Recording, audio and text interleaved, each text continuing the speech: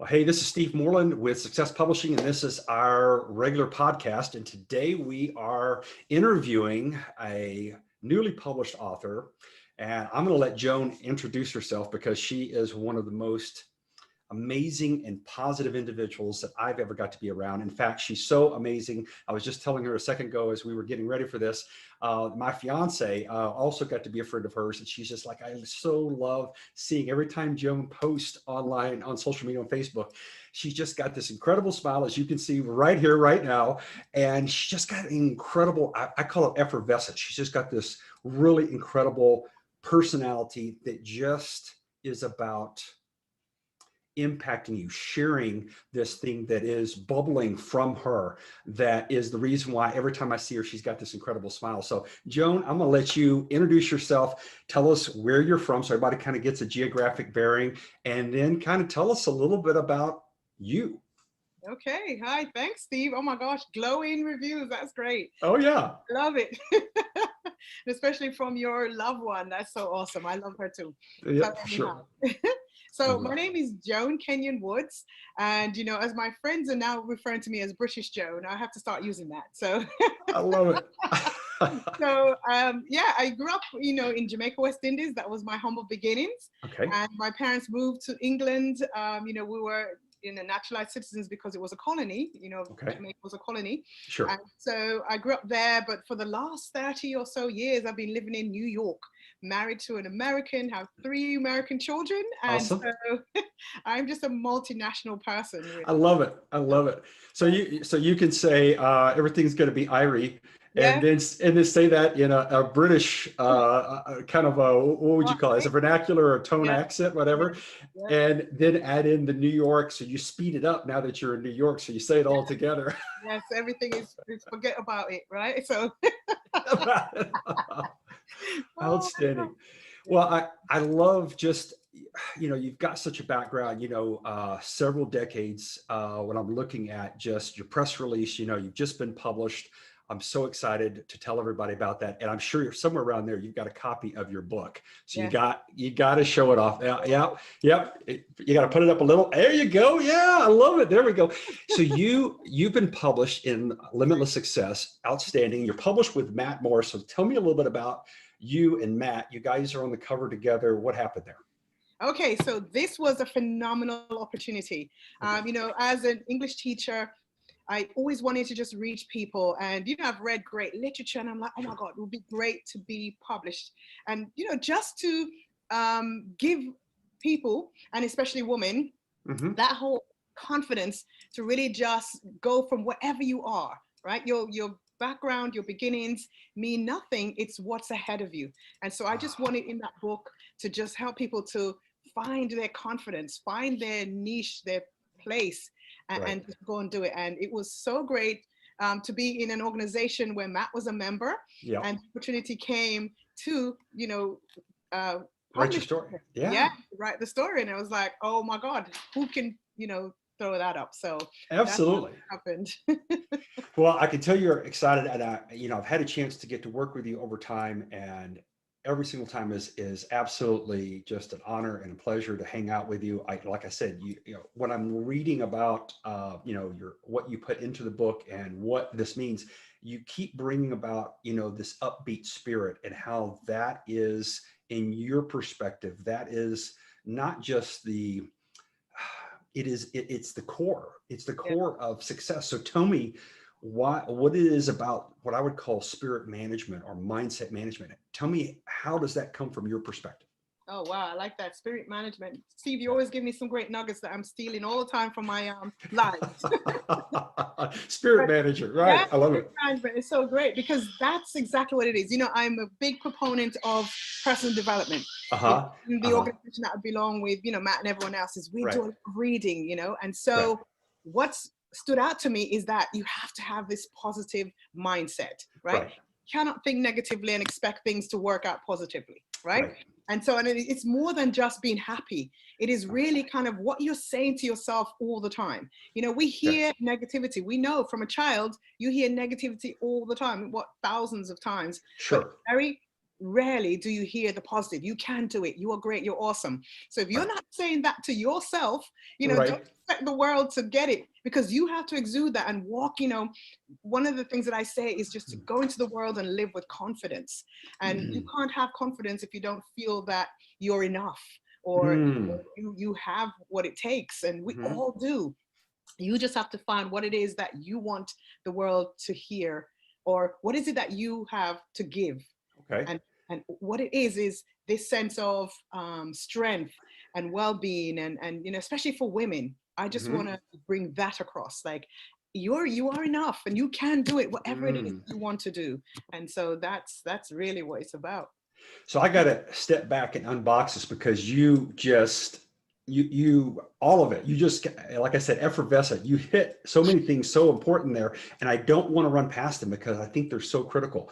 I can tell your articulation. I noticed that not only are you an educator, you've been a successful businesswoman, you're also a speaker, a motivational speaker, and you're part of National Speakers Association. So tell me, why has this become? I mean, most people go to be published and then they go into the speaking environment. You've already covered the speaking environment. How did that come about? Why did you do that? Oh, wow. So that was great. Again, another moment when you know what you know, but you don't know how to go forward with it, right? Okay. So I knew that I was not afraid. I hear it's the number one fear, speaking in front of people. For me, it isn't, I mean, as a teacher and stuff, we're in front of 100 kids every day. So if that's not good practice, I don't know what is, right? To capture the attention. And I taught high school teenagers. So the attention of teenagers, that is a phenomenal feat. And so, many years ago, I was home and working my own business. I'm also a licensed social worker. Okay. And I was doing therapy and stuff from home. And so I was home with my children, who are all grown now, my youngest son. And I went to the library to just hear one of those events that they have there. And it was a thing called Parent-Child Home Program. It was like a social worker, a dentist, a lawyer, whomever, people from the community would come in and speak to moms and whomever would come to the event. And I did. And there was a social worker there. Same credentials, same everything. And, the parents you could individually ask questions and so on. And he was up there, and I thought, I can do that. In your mind, when you look at someone, you're like, if they can do it, I can do it, right? Yeah, exactly. Right. And then you also were like, oh, this is probably how you would start to do what you want to do, right? And so I approached her and said, gee, how do you get to speak in the library? Because I had no clue. I went to events, and who knew that was a platform for people, they play music, you can sing, you can do a presentation, all of that. Right. It was a world that was open to me. Well, right after that, I sent she said, just send in your resume, send it to libraries. Every town literally in America has a library, pretty much, right? From Dale Carnegie and all of that. So he's fabulous for doing that. And so I sent it in to my local, they call me, I go and do the presentation. Parents are asking me, all kinds of questions about child rearing. And my thing was how to juggle home, children, and career, right? Yeah, and I was doing that, so just giving value to people. I was there, helping the moms who asked me questions about, sibling rivalry. How do you address those things? And things that I know about as a social worker. Yeah. Right after that, a lady came up to me and said, gee, would you like to come and speak at our library? I'm like, sure. I'm like, oh my God, really, really? And I'm like, in my head, it was like, oh my God, what am I going to talk about? Because I thought it'd be just this kind of circuit of libraries. Well, lo and behold, it was the University of Virginia's library. She said, come and be the keynote speaker. Steve, I didn't even know what a keynote speaker was. Oh my gosh, how outstanding. I know. So I called her, we set it up, she told me what she wants me to talk about. And of course, I'm a teacher and stuff. I researched things and just, got it ready and was presenting a keynote presentation. From there, someone in that audience, they flew me to Virginia. In that audience, somebody from the University of Syracuse was in there. She's like, come and speak for me. Wow. I was like, ah. So, and it went on for a while, mind blown, until like 2006 to 2008. 2008, we had all that crash. People weren't really hiring speakers anymore. Sure. But, I had my teaching degree, social work degree, and all these degrees that, you're told to go and get because that's the way to, succeed. And so I fell back on that, to become a teacher. Right. But that's how it started. And yeah.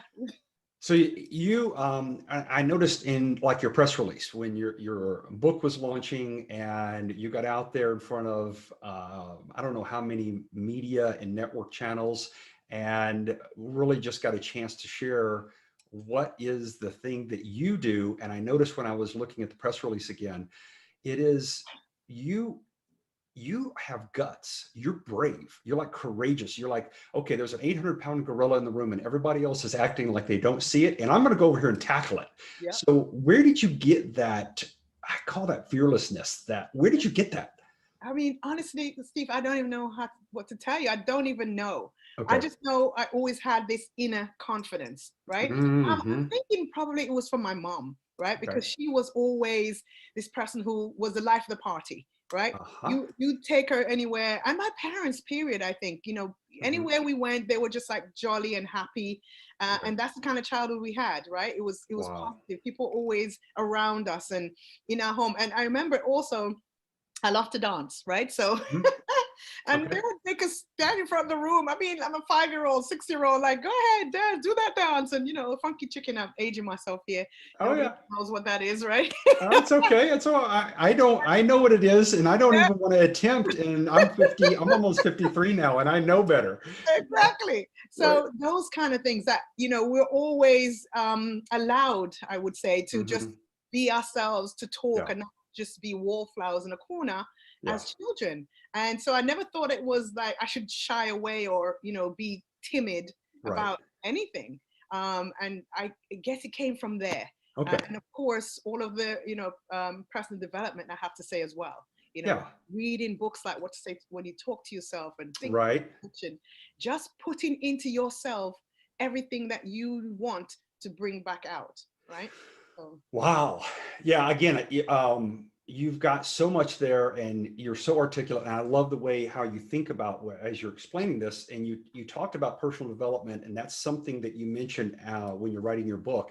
That as you got into it and you started um, what I call climbing the mountain, okay, and then you got to the summit, and like a lot of people, you see this horizon, and the horizon is all the other things that you have to learn. And most people, that is a moment that if they crawled first of all from out of the valley and they got to the summit, they're all excited, and then all of a sudden they look around and they go, "Oh my gosh, look how much more I have to learn," and they immediately turn around and race back down the hill and say, "Oh, I'm going to be fine with the valley. I don't. It's too much." And right. instead, your attitude is so what do you say? It's like a tackling that gorilla again in the room. You're like, wow, now that I know how wide the horizon is, I really want to see how much further can I climb up to the next summit and see if it's even wider. So you aggressively pursue what would make most people uncomfortable. Right. Bravo. I mean, that's just, and I noticed some of the individuals that were testimonials in your book, you were doing the same thing, even in the environment that you work in. Other peers of yours, that you were constantly coaxing them out of their comfort zones to do the things that they really didn't want to, but you do it in such a way that they know that you're there to help and support them. And all of a sudden you bring them into another area that they never thought they could do it. And you've been such a wonderful coach and a guide.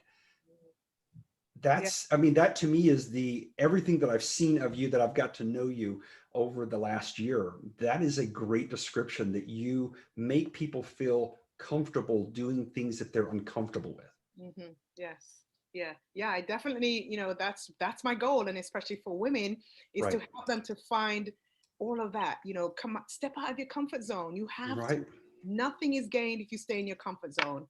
And I Right. definitely have to give it to, being open to more. Yeah. We're told to just, get these degrees and have these jobs, but don't Mm-hmm. limit yourself. You're not your career or your job or your occupation. You're you. And there are Yeah. people out there who are great singers, who are great speakers, who have Sure. more inside of them. And if they just, as you would say, embrace the suck and just go. It's Right. gonna suck when you first start to do anything. Sure. Right.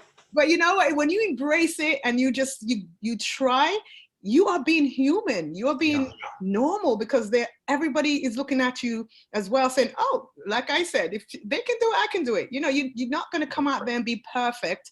Then nobody can relate. You know, then everyone's like, oh, how did she get like that? Well, it took years of doing it.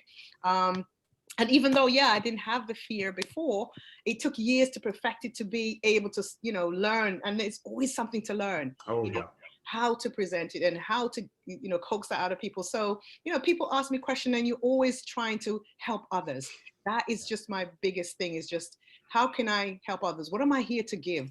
How am I here to help others? You know, what value can I bring to, you know, others with what I've been given, right? And that is, I guess, what you just said is the aha that I said, okay, how can Joan do this? How does she do those things that scare most people or petrify most people? And she just jumps on there and goes live, or presses the record button and says, upload it. Yeah. And what I just heard from you, you just said it out of your own mouth, is that you are so focused. Your big why is to help other people. You're an incredible servant leader. Yeah. So And that's there. I mean, it's like, it's incorporated. It's like in your DNA. Yeah. And other people talk about it, but you exhibit it, you exude it. And then you also are great about helping other people come out of their shell. Yeah. Fantastic. So your story, tell me, what is the passion? I mean, I just kind of unboxed your big why here of how you want to help other people. There's a passion that's inside of you. What is that story that you're wanting to convey? And I know you keep saying that you're specifically, your audience is women, that you are really wanting to inspire and motivate to get into their uncomfortable zone. So you're going to get them out of their comfort zone, but where you wanted to take them, you want to take them to where they're uncomfortable. Yeah. So what is that passion? Yeah. Well, yeah, it definitely is about, you know, helping women to find that confidence to live their best life, right? Because we're all going around thinking whatever we're doing now is what we should be doing. You know, we've been taught this for years, like, okay, just get the job, you know, your life is sedentary, or you can't do it. Look at those guys up there who are doing it, you know, the big guys who speak and the people who have, you know, the big podcasts, whatever. But wherever you are, you have something to give somebody just like you. And that's what I've learned, especially from you, Steve, and, you know, being in a mastermind group with you and others, is that, you know, we don't have to be big and famous, you know, to be able to impact people. Right. And we actually impact them more at the level where we are, because we're so normal. We're so, you know, regular, that people can relate, right? People can relate. Right. So I want women especially to just build that confidence, go into the world and, you know, live with confidence with whatever it is that you have. And, you know, I think it's important for people to see people like me and the people in our mastermind group who are looking and wanting to do more for the world and for, you know, our fellow humans. You know, if we can do it, we want to tell them that you can do it too. I hear you repeating that mantra, and it's so perfect. Because you do that. You're like, okay, I got on here today, and you know, things when you go live or when you jump on camera and you hit record, you know, everybody's afraid to press the record button because they're like, well, what if I stutter? Or what if I forget my notes? Or what if I forget my train of thought? And I go, you know, and I just love that fearlessness that you have. Yeah. But here's the thing that you keep conveying. It's not that this is just something that Joan has and you can't get it because I'm special. No, what you convey is you're just like me. I just happen to be a little farther down the road. I've pressed the record button a few more times, but guess what? If I can do it, you can do it. And to me, I think you are such an awesome person for really, what's the right word? I want to say you're Pied Piper almost to an extent where you can just say, hey, we can go this way. It's okay. And guess what? We're going to make mistakes. You make it okay to make the mistakes. You don't exude this thing that, oh my gosh, if you put up the wrong post and you had a bad hair day, okay, then everybody's going to hate you. You're like, no, it's cool. It's okay. And I just love that because you make people feel, not only do you make them feel comfortable, but you make them feel okay with loving themselves and loving themselves even with the imperfections. Right. That's so cool. Yeah. I think it is, because we all have the imperfections, right? And when you hide them, then it's not real anymore. You know, the people who get on there and they're fancy and they're dressed up, you know, no, is that how they are all the time? No. And we know that, you know, from the actors and all these people that we see. If my friend was just talking about, you know, seeing one of them in California, and she's like, oh, they were just like all normal in sweats. I'm like, well, they are people. That's who they really are. Yeah, for sure. Yeah. You know, and so they're asked to play a role and so on. And so many of us are asked to play roles, and we do, but there's a moment when you can be yourself, right? And this is where you can do that. You know, just get up and you know, I'm all about now health and wellness. You know, the company I'm in is into that, and great, because that's where I was going with my life. You know, I started on Facebook doing these push-ups because my friends go and do them, and I was like, oh my God, I haven't exercised in years, right? And I just, you know, embraced the suck and did it. And, you know, people are like, you're not doing it right. One person, you know, hate whatever, and it's okay. I'm like, no, it's okay. You can do it on your knees. Yeah, hey, it's all right. It doesn't matter how you're doing it, but I was doing it. But you know what? That's it. 10 times more people were encouraged. You know, I remember my aunt calling and go, oh my God, I can't even do 2. What the heck? You just did the 25. Right? So it's just, that is what it's about, right? Yeah. I got on there and did it. And, you know, my aunt and everybody else was watching and going, oh my God, I just did 2. Like, even if you did 2, that is what it's about. All right. The inspiration that you give to somebody else to say, at least start. And from there, you know, I've just begun to be more interested in my health and wellness, you know, change what I'm eating. And, you know, Steve, I can't do your, you know, naval SEAL workouts, but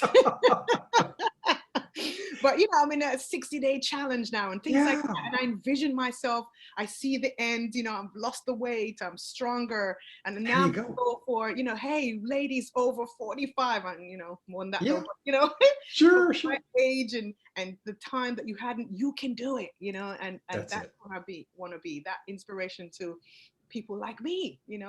Ladies, let's get up. It doesn't matter what your age, it doesn't matter what you look like or anything. Start, because you know what? When one thing changes, everything changed.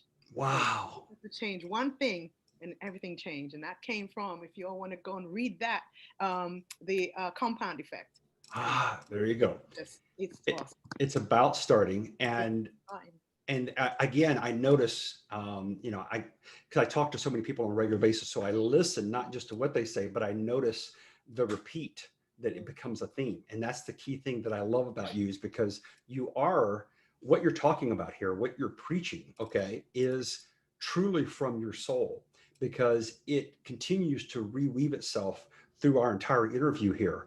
You are that ultimate servant. You are that person that is the guide, the coach, that's cheering for people to do what? Just start. You don't have to go do the impossible workout, which is what people look at and they become intimidated. And guess what? They go back and do nothing and they stop. Your argument is, why not? If I can do this, once upon a time, I couldn't do 25.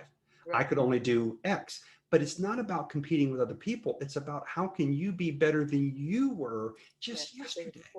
Just a little bit, the compounding effect of that little bit of improvement. So bravo, I'm just so excited to see how incredible you are. How I just love how you've just like jumped out there on social media and taken it by storm. I'm so proud of you becoming published, and really honored to have gotten a chance to know you over time. And I'm just in awe of who you are as a person, your effervescent, your attitude, your positivity. I know that if you were able to stand in front of teenagers in high school, you can talk to anybody, because those are the most scary people in the world. So I think you've got so much in front of you. So I'm looking forward to seeing where your next level of success is going to be, because you've already achieved so many things. And I'm just so happy to get a chance to know you better, and to see your consistency and your constancy. Those are so important. And that is what you exude. Thank you. Thank you very much. And with your help, it is coming to fruition. So I appreciate you and all that you do in that mastermind group. It's awesome. Well, I learned so much from you. well, I appreciate that. And we're all happy to sit here and work together. And yeah, it is a great mastermind. And at the same time, your leadership is always front and center. And that's the thing I keep noticing. You're always out there. You always come, you always add value to every place and every person. And I even see on social media when you're doing other things, and I see how you're helping other people. And I don't get a chance to get on there as much as I want, but I just see that. And that to me says that you are real, that you are the real thing. And that is the thing that I think at the end of the day resonates deepest with other people that you are connecting with, is you're the real thing. Oh, thank you. That is praise indeed. Yeah. Awesome. Drop the mic. Yeah. Well, I wish I had more time to go into more, but I wanted to just get a chance just to say that we're so proud of you and excited for you and to see where you're going next. And thank you for making time to just get a chance to do the interview. Thank you. Thank you for having me. I appreciate you all, you, Matt, everybody. Thank you so much. You bet. Talk to you soon. Yes. Ta-ta.